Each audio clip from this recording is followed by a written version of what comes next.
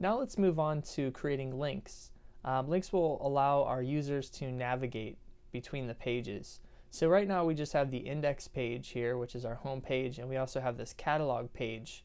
I think we're going to go ahead and create a few more pages. Let's actually create 3 more, and then we'll have all the pages ready to go for the rest of our site on future exercises. So let's go ahead and just go up to File, and we'll say New File, and that'll create an untitled file. We'll go ahead and save this, and we'll make sure that this is saved inside of our site folder. And we want to call this next file, I'm going to call this one contact.html. This will be our contact information page, and I'll go ahead and say save, like that. So we can start writing out the basic document structure, which you'll remember from these previous pages here. We have doc type, HTML head, and the body tag, etc. So for this one, I'm going to show you guys a trick you can do. Although it's good practice when you're starting out to type everything out so you'll remember it, you know, when you get to the point where you're comfortable and you're confident you remember all of these tags that make up the basic document structure, you can always use things like this, the tools up here at the top. You can go to snippets, and if we click the first snippet here that says HTML, look at that, it lays out a lot of those tags there for me. So I can just come in here and then put in the title,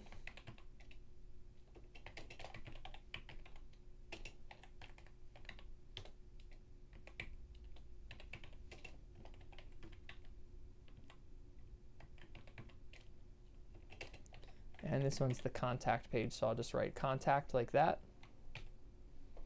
Okay. And we also learned about the doc type tag at the top, just doing a quick review there. So doc type HTML is the HTML5 doc type. There's a few other things we can add here that will also help the browser. Let's talk about an attribute we can place inside of this opening HTML tag. So we can specify a language here like this. We can say EN for English. And if you're interested to know all of the language codes, for example, ES for Spanish, FR for French, etc., you can go ahead and look those up. You can Google that. If you Google HTML lang ISO codes, it will come up with a large list of different languages that you can check out. Another thing that's nice for the browser, aside from telling it, you know, the version of HTML, which we talked about before, and giving it a language for the main content on the page, we can also add a meta tag up here. And meta tags oftentimes contain information for browsers and search engines.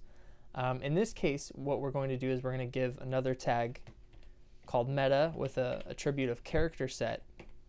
And we're going to tell it that the text characters, we're going to tell the browser, any devices that are viewing this page, that these text characters in the page are UTF-8 encoded text characters. So this is the preferred HTML5 kind of setup there. So now I just sort of have a blank page. I'm going to go ahead and put in the things that will be the same on every page. As with all our other pages, we have a heading, and we also have the subheading was shoes, I believe. And then we had like a paragraph. So there's going to be some different things will go on each of these pages. This is the contact page, and in future exercises we'll actually be placing in a contact form here and a embedded Google map so people can see the location of the company and things like that. But for now we're just going to create a paragraph, and we'll just write something in it just so we can see a change from page to page. So I'll just write contact here, and that will work for now. So I'm going to go ahead and save this page. We can just go ahead and duplicate this page a couple times. I'm going to go to File, and I'm just going to say Save As.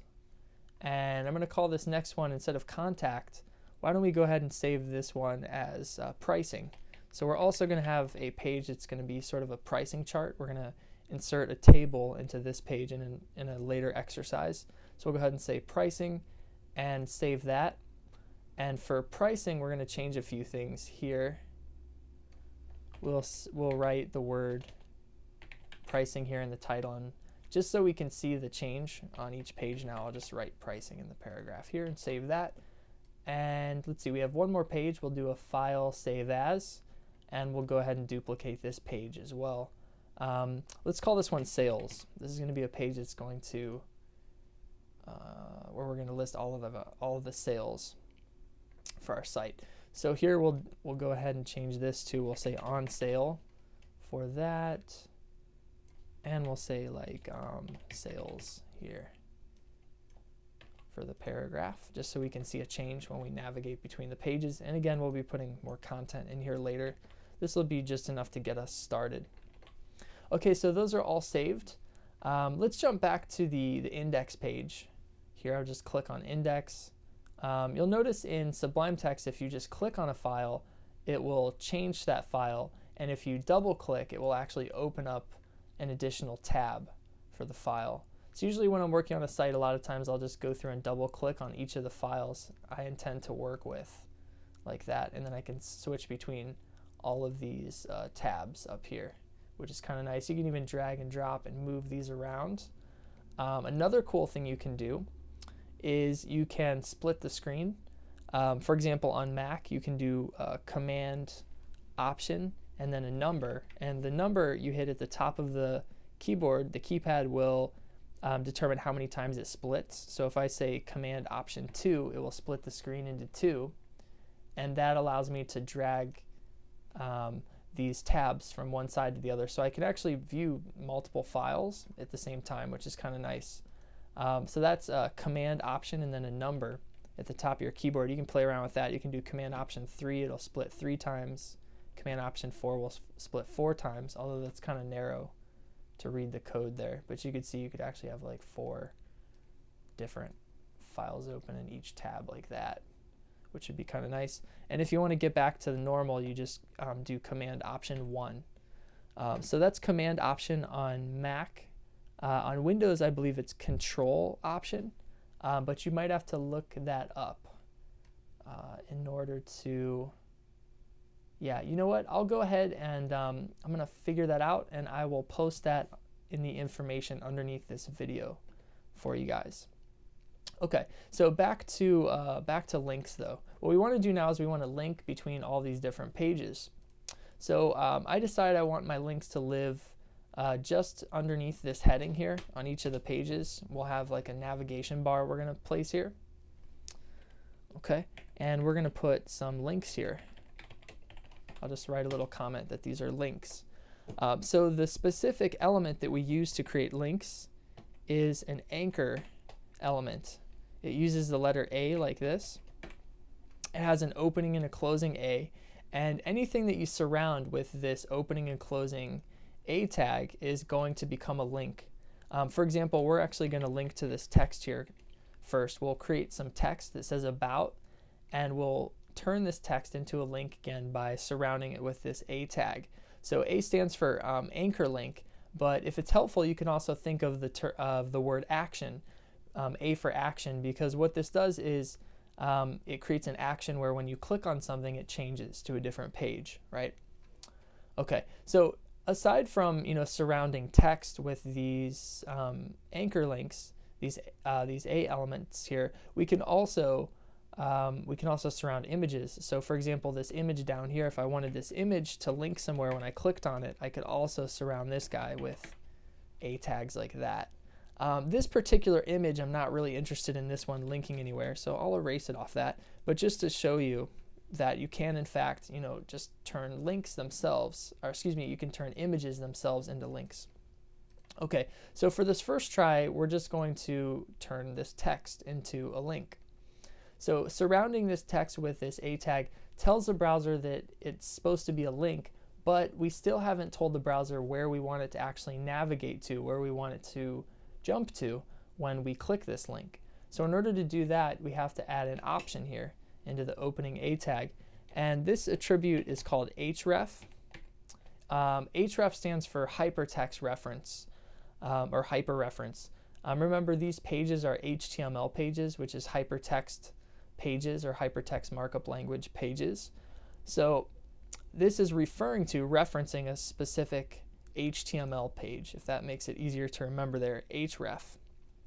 Okay, so what we want to do here is we want to put the, we basically want to describe to the browser where it should go, and we have to do that, you know, relative to the page that we're on. Currently we're on the index.html page, so if I come over here and look at my folder, I can see that I have everything's inside this main site folder that's called HTML Fundamentals.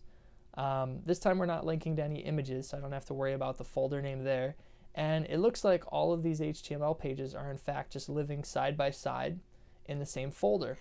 So since they're just hanging out in the same folder, I can literally just type the name of the file like that.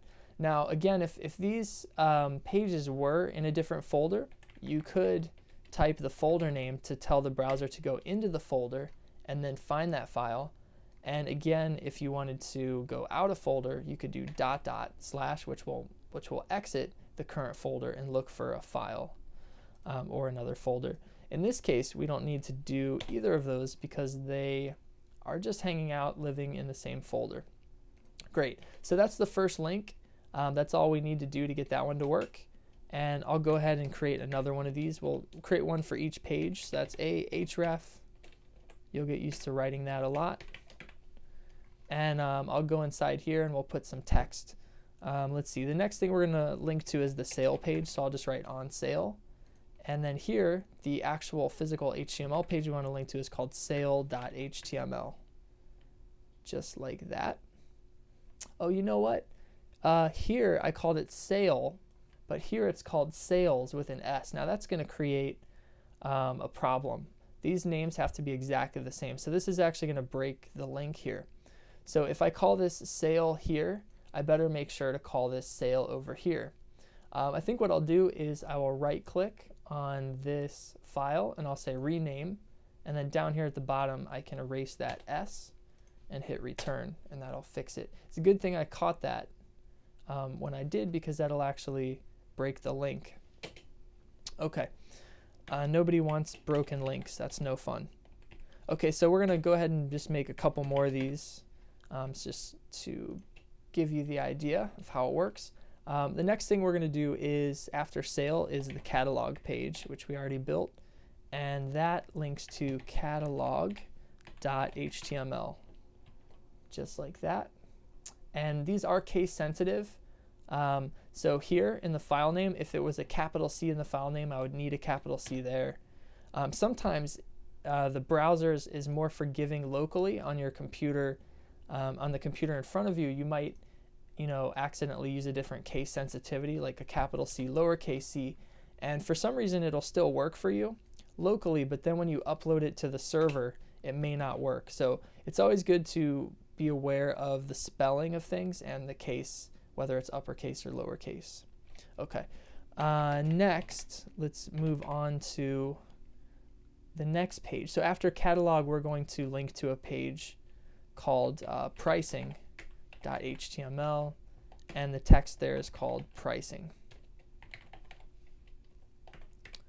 And we'll close that link there. And we'll do one last link here. I think that'll take care of all my pages. I'll show you guys a shortcut also. Is instead of typing out the tags as you get used to them, if you just hit the letter of the tag, like the letter A, and if I hit Control Space Bar, it comes up like this, and I can hit return and it will write that out for me. There's some pretty neat shortcuts that you can do for code completion in Sublime Text. Let's see, where are we at here? The last page is called contact.html, like that, and we will link to the text that says contact. Okay, now, so this demonstrates how to use a relative path to other files on your website. You may be wondering, hypothetically, what if I wanted to link to another file somewhere else on the web? For example, what if I wanted, to make another link that went to another website? For example, if I want to link to the New York Times, I could put in the full URL, which is nytimes.com, like that. nytimes.com. Now I'll probably end up removing this link in later exercises because we don't really need our shoe website to link to the New York Times. Doesn't make much sense, right? But nonetheless, I wanted to show you guys that if you put in the name of a file on your website, as long as the browser has a clear view of it, you know, if they're in the same folder, you can just put the name of the file. That's called the relative path.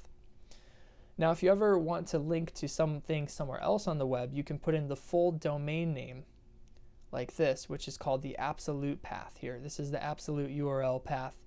You do have to put the full http:// and then the full name of the website. So now when I click this text, NY Times, it's actually going to link to another website.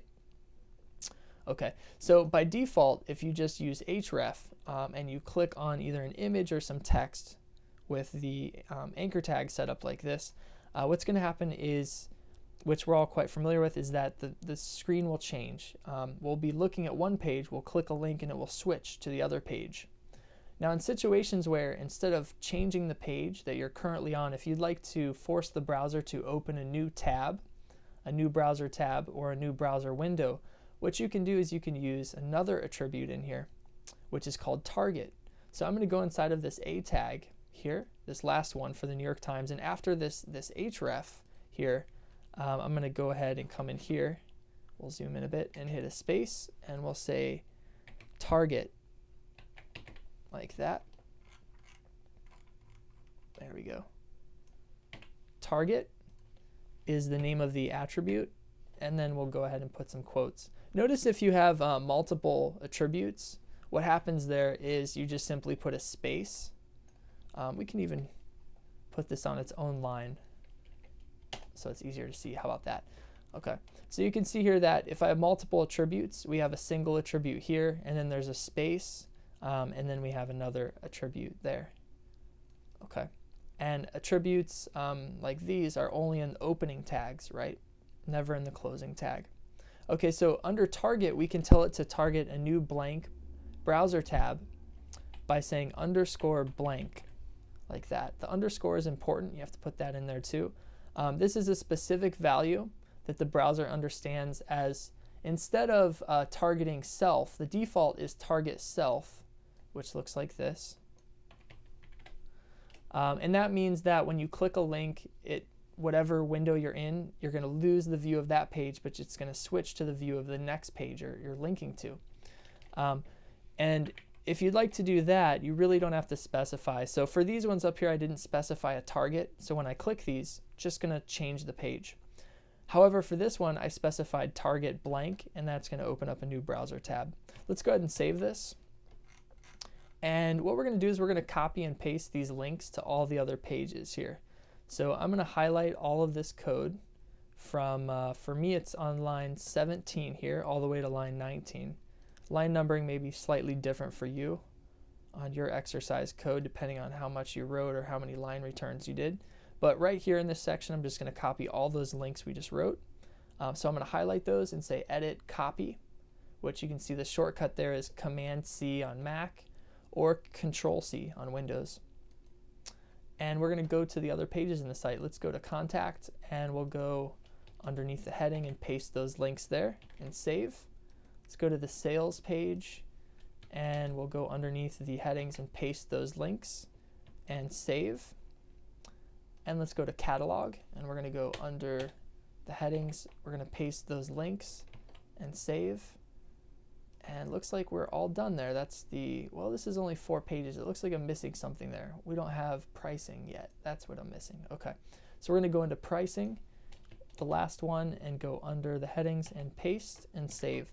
So now all 5 of my pages have these links pasted into them, and we can then save each of the files, and we can go back to the browser now. And you can see on this tab here, I'm on the index page, and you can see our nice little image we created here. Remember, we always have to refresh the page to see the most recent changes we made. So you're always saving your file and then coming back and refreshing. Don't be afraid to save, because even after you save, you can undo. If you make a mistake, we can go to Edit, Undo, or Command-Z on Mac, or Control-Z on Windows. So you can always get back to where you were. I can undo that like that and fix it. Okay, so we're always saving. We're going back to the browser and we're going to refresh. And there we go. I see my links here, which are appearing beside my image. We'll talk a little bit more about that later, why these are appearing side by side. So let's go ahead and test these. So we'll go to on sale here. I'll click that. Cool. And it says sales here. Now I'm on the sales page. We'll click catalog. There's the catalog page we built with our unordered list and ordered lists. We'll click pricing and it goes to the pricing page there. We'll click contact and we go to the contact page. And then last but not least, we'll click on the NY Times link, which you can see opens up a new tab here and takes us to the New York Times website.